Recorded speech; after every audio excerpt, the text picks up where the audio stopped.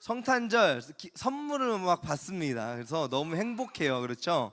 그런데 이 행복한 성탄절에 오늘 말씀의 제목이 이게 웬 말인가? 무엇이죠?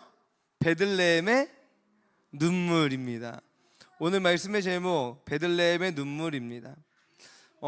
아담의 범죄 이후에 모든 인간은 죄의 노예가 되었습니다. 나는 자유의지가 있어 라고 아무리 외쳐봐야 소용이 없어요. 자신이 가지고 있는 그 깨져버린 자유를 가지고는 죄라는 열매를 맺어낼 뿐입니다. 그래서 창세기 6장 5절에 하나님이 이렇게 말씀하시는 거예요. 여호와께서 사람의 죄악이 세상에 가득함과 그의 마음으로 생각하는 모든 계획이 항상 악할 뿐임을 보시고, 그러니까 인간은 자유의지가 있다고 하지만 죄의 본성으로 인해서 나도 모르는 사이에 그 자유의지를 사용해서 악을 선택하고 악의 열매를 맺어내는 존재다 라는 사실이죠. 그래서 이렇게 우리가 되는 겁니다. 그 자유를 가지고 결코 하나님 안에 거하는 삶을 선택하지 않습니다. 그 자유를 가지고 결코 하나님께서 베푸시는 구원을 받아들이지 않습니다.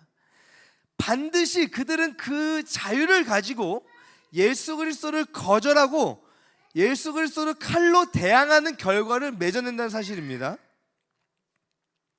이러한 죄인들이 모여 사는 세상은 울음과 고통과 전쟁과 기근, 죽음으로 덮여 있습니다.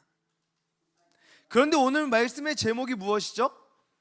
베들레헴의 눈물입니다. 오늘 본문 말씀에도 큰 통곡의 소리가 있었습니다. 오늘 본문 말씀 16절에 이에 헤롯이 박사들에게 속은 줄 알고 심히 노하여 사람을 보내어 베들레헴과 그 모든 지경 안에 있는 사내 아이를 박사들에게 자세히 알아본 그때를 기준해서 2살부터 그 아래로 다 죽였다.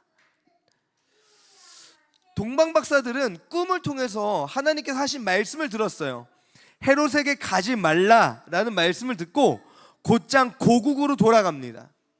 요셉과 마리아도 꿈을 통해 말씀을 듣고 애굽으로 아기 예수님과 함께 피신합니다. 그리고 나서 시간이 조금 흐른 뒤에 헤롯이 깨닫습니다. 내가 속았다. 그리고는 베들레헴과 그 근방에 사는 2살 이하의 남자아이 모두를 죽이는 것입니다. 베들레헴은요, 통곡의 소리로 가득해졌습니다. 여러분, 예수님이 태어나신 그 동네잖아요. 그 예수님이 태어나신 사건과 함께 베들레헴에 일어난 일이 이와 같다는 것입니다. 큰 통곡의 소리. 이 부분을 읽으면서 성탄의 결과가 왜 이런 것인가? 라고 하는 질문을 할 수 있습니다. 우리는 그렇지만 이 사건을 보면서 잘못된 생각에 빠져들면 안 됩니다. 이 사건은 성탄의 결과가 아니라 죄의 결과라는 사실을 우리는 기억해야 한다는 것입니다. 아멘이시죠? 이 사건을 통해서 이 마태복음을 쓴 마태는 이렇게 평가합니다. 하나님께서 감동하신 말씀이지만, 이에 선지자 예레미야를 통하여 말씀하신 바 라마에서 슬퍼하며 크게 통곡하는 소리가 들리니 라헬이 그 자식을 위하여 애곡하는 것이라. 그가 자식이 없으므로 위로받기를 거절하였도다 함이 이루어졌느니라. 마태는요, 이 사건에 대해서 예레미야 31장 말씀이 이루어졌다라고 서술합니다. 그런데 이 31장을 예로 드는 것은 그 자식이 없어 통곡하는 그 통곡에 초점이 맞춰져 있지 않다는 것을 우리는 기억해야 됩니다. 예레미야 31장은 위로와 소망을 주는 성경이에요. 예레미야 31장은 다시 잘 생각하셔야 돼요. 위로와 소망을 주는 성경이 예레미야 31장입니다. 그러니까 예레미야 31장의 그 말씀을 유대인들이 딱 듣는 순간 이 라헬의 통곡에 집중하는 것이 아니라 그 이후 말씀에 집중하는 것이다는 것을 알 수 있습니다. 예레미야 31장 15절에서 17절 말씀입니다. 제가 읽겠습니다. 여호와께서 이와 같이 말씀하시니라. 라마에서 슬퍼하며 통곡하는 소리가 들리니 라헬이 그 자식 때문에 애곡하는 것이라. 그가 자식이 없어져서 위로받기를 거절하는도다. 그리고 이 다음입니다. 여호와께서 이와 같이 말씀하시니라. 내 울음소리와 내 눈물을 멈추어라. 내일의 싹쓸 받을 것인즉 그들이 그의 대적의 땅에서 돌아오리라. 여호와의 말씀이니라. 너의 장래에 소망이 있을 것이라. 너의 자녀가 자기들의 지경으로 돌아오리라. 여호와의 말씀이니라. 아멘이시죠? 무엇이 이루어졌다는 것입니까? 예수님이 태어나셔서 그 아이들이 죽은 것입니까? 아니요. 이 세상은 원래 눈물과 고통과 죽이는 것과 죽임당하는 것이 가득한 세상입니다. 우리 주님은 그 눈물의 바다 가운데에서, 눈물의 바다 한가운데에서 태어나셨고, 그 태어나실 때 무엇으로 태어나셨습니까? 빛으로 태어나셨다는 것입니다. 그 절망이 가득한 세상 가운데의 소망의 빛으로서 이 땅 가운데에 임하셨습니다.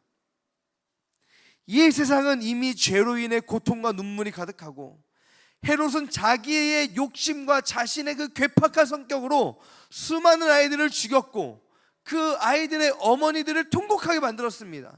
하지만 이 절망 가득한 상황 속에서 예레미야 31장의 예언의 성취를 듣는 사람들은 무엇을 보게 된다고요? 소망의 빛을 보게 된다는 사실입니다. 왜냐하면 이 예레미야 31장을 이 당시 예수님이 태어나시는 당시에 예레미야 31장을 듣는 사람들은 무엇을 경험했습니까?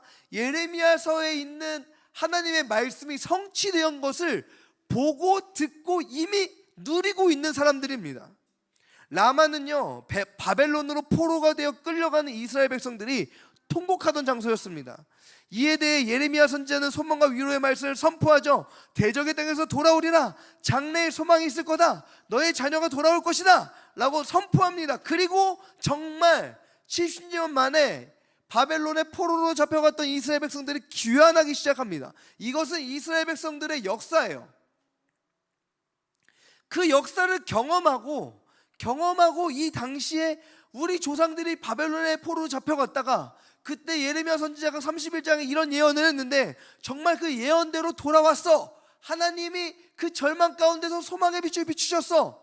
그리고 그것을 이루셨어 라고 하는 것을 역사 속에 경험한 이 민족이 이 말씀을 보면서, 아, 예수님이 태어나가지고 이렇게 개고생을 하다니, 이렇게 무자비한 이런 죽임을 당하다니, 이렇게 생각한 것이 아니라 라마에서 그 통곡하는 라헬의 애곡하는 소리 안에 소망의 빛을 비추시는 그 하나님의 그 소망의 빛을 이 마태복음을 보면서 보게 되었다는 사실이죠.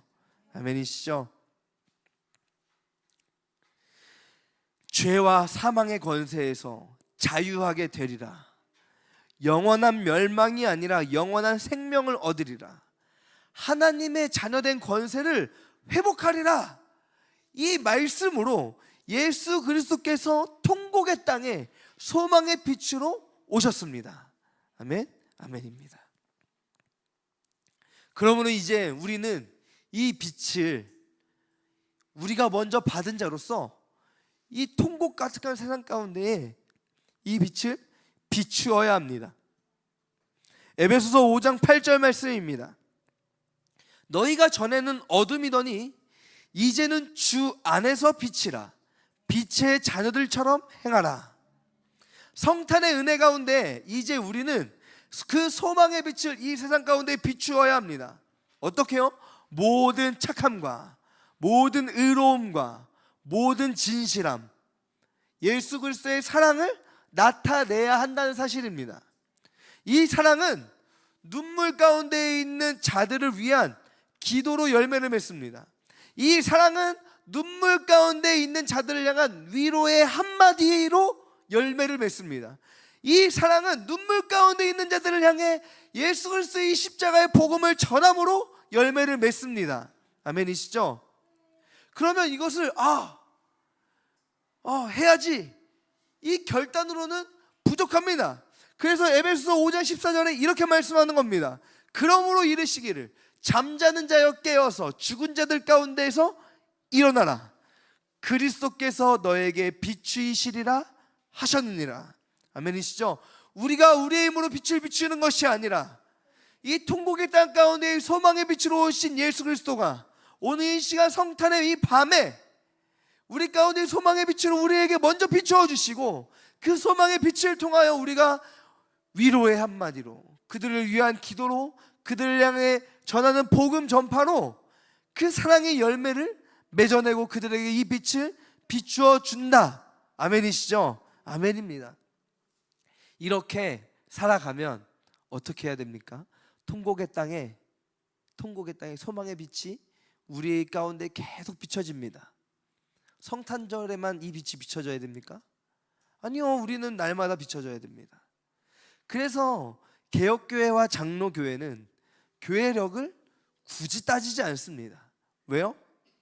우리는 매 주일이 성탄절이고, 매 주일이 고난주간이며, 매 주일이 부활절이고, 매 주일이 성령 강림 주일입니다. 뿐만 아니라 날마다 매일이 그와 같습니다. 그래서 우리는 매 주일 성찬을 하고 떡을 떼고 잔을 나눕니다. 고난주간에만 예수님의 십자가를 묵상해야지? 그거 아니고 우리는 매일매일 묵상해야 되고, 매 주일마다 성탄으로부터 시작하여 예수 그리스도의 재림까지를 온전히 받아 누리는, 소망의 빛을 온전히 받아 누리는 그 은혜를 누리며 살아가야 한다는 사실입니다. 하나님께서는 이미 우리에게 그 은혜를 부어주고 계시는데, 우리가 뚝뚝 잘라서 성탄절에는 성탄의 은혜만 받을게요, 고난주간에는 고난의 은혜만 받을게요, 부활주일은 부활의 성령 강림의 은혜만 받을게요. 우리 주님은 성령 강림주일에서 성탄의 은혜와 고난주간의 은혜와, 그렇죠, 부활주일의 은혜와 모든 은혜를 온전히 다 부어주고 계시는데, 우리는 교회력이라고 하는 거에 매여서 뚝뚝 다 잘라 먹습니다. 아니고, 그러면 왜 아름다운 이야기 교회는 12월 한 달 내내 성탄 시리즈 설교를 했나요? 제 맘이죠 뭐. 하지만 이걸 통해서 우리가 무엇을 노래합니까? 주님 다시 오세요, 이 땅에 다시 오세요를 찬양했고, 그렇죠? 이 땅 위에 오신을 부른 이유에 우리 고대 안에 주님 오실 그날 다시 사신 왕의 영광 이 땅을 비추네 라고 찬양했습니다. 기쁘다 구주 오셨네만 부른 것이 아니에요. 아멘이시죠? 이 성탄절이라고 하는 이 날로부터 우리는 날마다 그 온전한 복음을 날마다 누리길 간절히 소망합니다. 기도하겠습니다.